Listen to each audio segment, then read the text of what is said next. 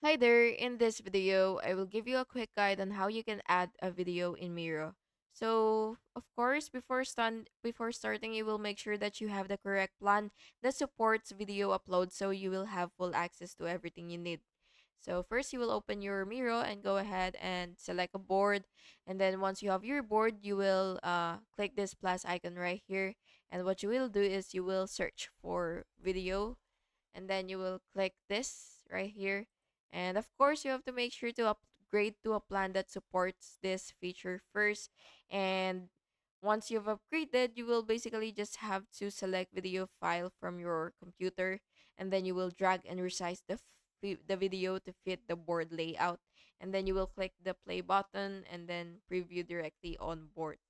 And optionally, by the way, you can also add stickers, frames, or comments near the video for context.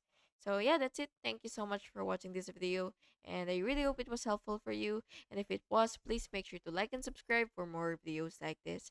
Thank you and have a good day.